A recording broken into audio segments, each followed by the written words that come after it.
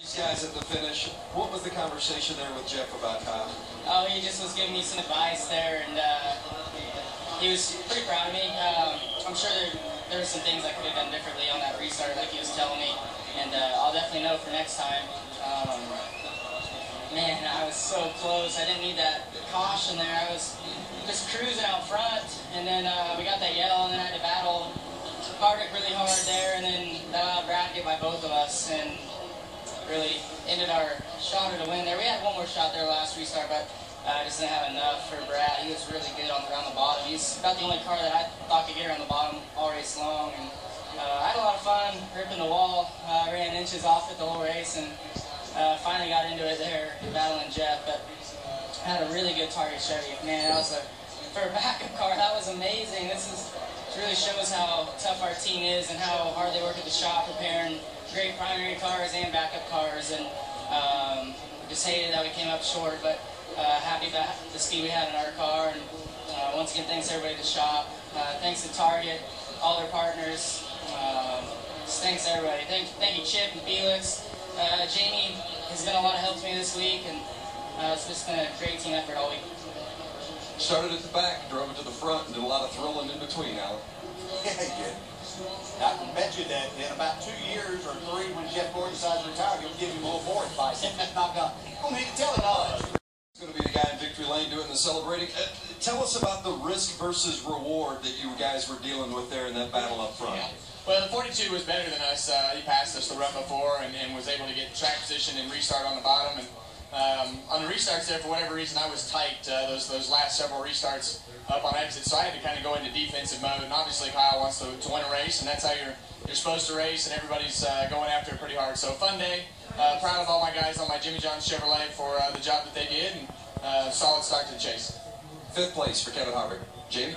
Really good day for Jeff Gordon in the 2014, but Jeff, going back to that battle at the end with the 42, how much fun was that? Oh my gosh, I mean, I was having a pretty good time watching him and Kevin go at it there in front of me, and I didn't know if there's what was going to happen. I thought for sure there was going to be a wreck, but that's just 2 guys that are wheeling it. And, really proud of Kevin Larson, man. What a great effort.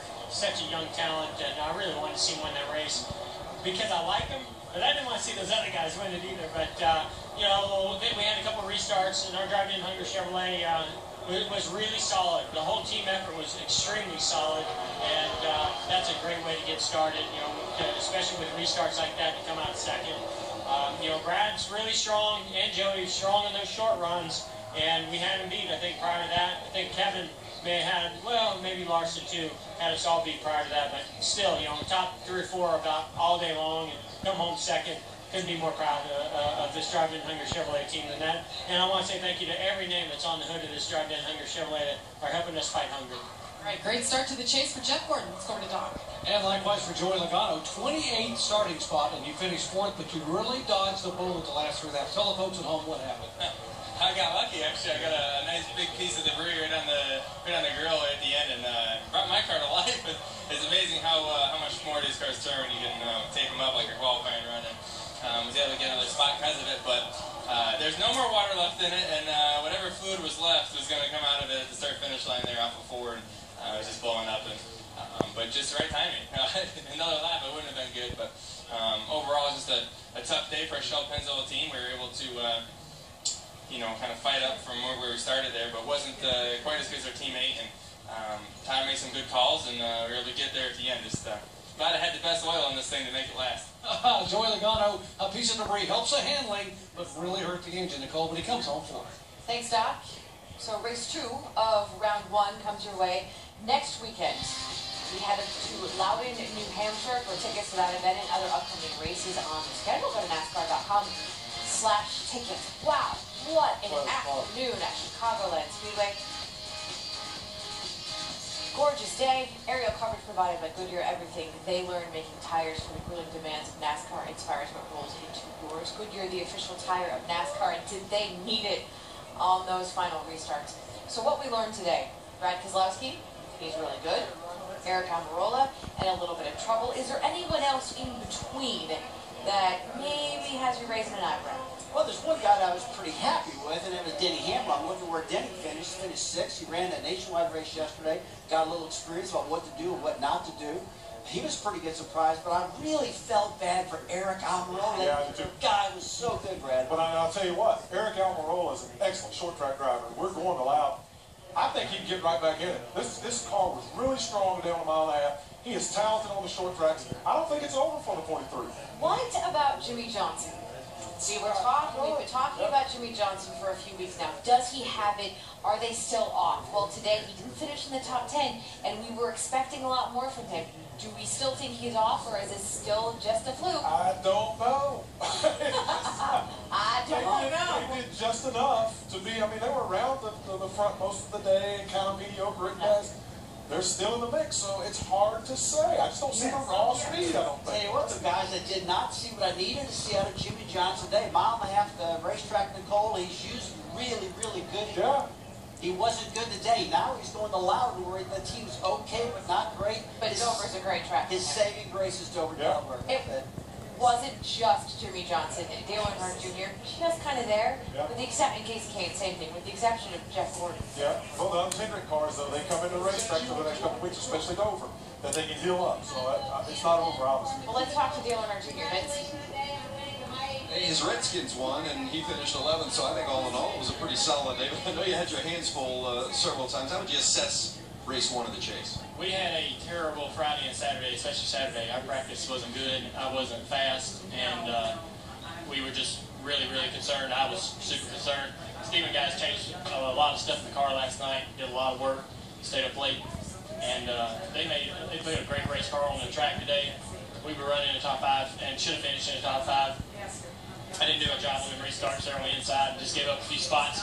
Tires beat us. A couple guys got bounced on the tires, and you know, we gave up 3 or 4 points there. But if you'd have told me this morning we was going to finish 11, I'd have took it. But during that race, we was running a little bit better. I got a little greedy on that, but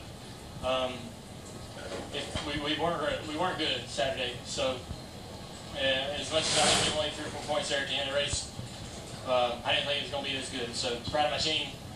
Great stops.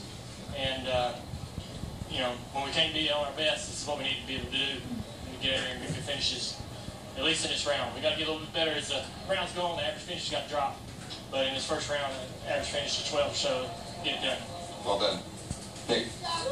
It's caught up with Roger Penske. He's made it to victory lane, surveyed the troops, congratulated everybody. And you asked me what I thought. I was impressed. What did you think? Well, I think it just shows how strong this team is, and all the guys back in the shop preparing that car, and Brad's unbelievable drive. They're cool when he got to the back of the pack, but worked his way through it. I'll tell you, that Ford Future was on fire today. It was a better line. I couldn't believe it to see him go between those guys.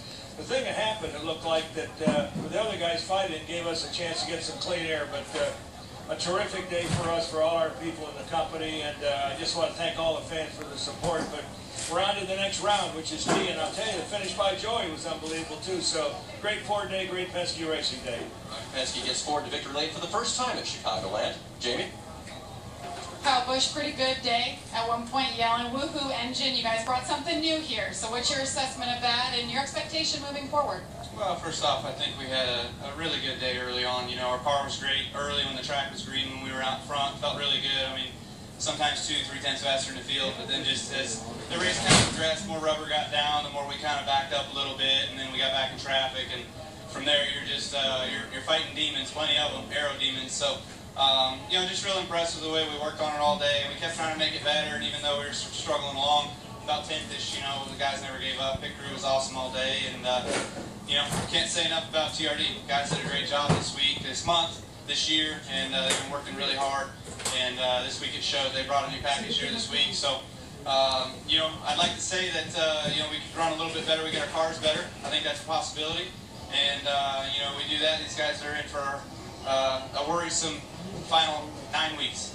All right, optimism from Kyle Busch as we move on to Loudon. Jamie, thanks. And as the Penske teammates celebrate in victory lane, both of the captain's cars finishing in the top 4 spots today here in the Chase opener. And looking ahead, of course, Brad Keselowski winning at New Hampshire back in the July race weekend there. And we'll look to add to the list of drivers who've won the first 2 races in the chase. That's happened 2 of the last 3 years. Brad is actually the exception to that a couple of years ago. Nationwide Series race first, Saturday night at Kentucky, 7 Eastern on ESPN News, and then round 2 in the chase for the NASCAR Sprint Cup. Next Sunday, from New Hampshire, the Sylvania 300 here on ESPN at 1 Eastern time. Thinking ahead to New Hampshire by reflecting back on what happened today, and I think of the roller coaster day, the people that had ups and downs and fought through it back up again, and some of them really pulled the rabbit out of the hat to come up with minimal damage on the day. Yeah, they sure did. Even our leader, or our winner today, he had his problems along the way, so it was interesting to see who could rebound from that. We had a number of the chase drivers to be able to have some mistakes, which we said you couldn't have, but able to rebound and keep themselves right in this. But Loudon is going to be just as intense and probably more crazy at the end than what we saw here today. Yeah, we talked about there's more than one way to make this first round. That's to be solid or win. I was really surprised to see some of these guys taking chances that they did, especially on those restarts. We saw Brad Keselowski go to the middle, take that lead. That was risky. We saw Kevin Harvick racing with Kyle Larson with nothing to lose. I mean, that's kind of frightening. They raced hard. They really wanted to try to get that pass to the next round and get that win. I see some great racing on the horizon. I come away from this just thinking about that move with 16 laps to go, where he went 3 wide up the middle. The great fight put on for the lead with Kyle Larson and Kevin Harvick and Jeff Gordon, but Brad Keselowski reinserting himself into that fight for the lead and then going boldly 3 wide up the middle to take the top spot. That goes down as one of the moves of the year for me. Oh, there's no doubt about it. And we may look back on this and talk about it being maybe the move of the chase to get themselves in that situation. But I think the other thing to take away from here is how much some of these other teams and drivers are going to affect the chase drivers as they move forward. We can see that Chip Ganassi's team's strong, Clint Bowyer's always strong at New Hampshire, so a lot of things can happen through here. Should be a lot of fun to watch. Yeah, it is. Like I said, some of these guys have their season's on the line. They need to try to get a win. Kyle Larson came that close to getting his first win. But boy, did he drive hard. That's going to be fun to watch him for the rest of the year. So next Sunday, a little miles, short track style racing at New Hampshire, the Sylvania 300. Expecting a lot of rock'em sock'em, pushing and shoving there, especially when we get down to the late laps. That's next Sunday here on ESPN at 1 Eastern. And again, the Nationwide Series race Saturday night is on ESPN 2 from Kentucky Speedway. And lots more still to come. More post-race coverage, a wrap-up of today's event on Sports Center. Ricky Craven, as always, up at our ESPN headquarters to help break it down, plus to catch you up on all of the day's news, including what's going on in football land. Well, the first of 10 races to decide who this year's champion will be, taken by the guy who was the #1 seed coming in, Brad Keselowski, the winner today at Chicagoland. 16 men. The chase begins. Kurt Busch spun at the top of the pitch. And those who can't keep up will be eliminated. What a heartbreak for Earnhardt Jr. Split the middle. Wow, what a pass. Brad Keselowski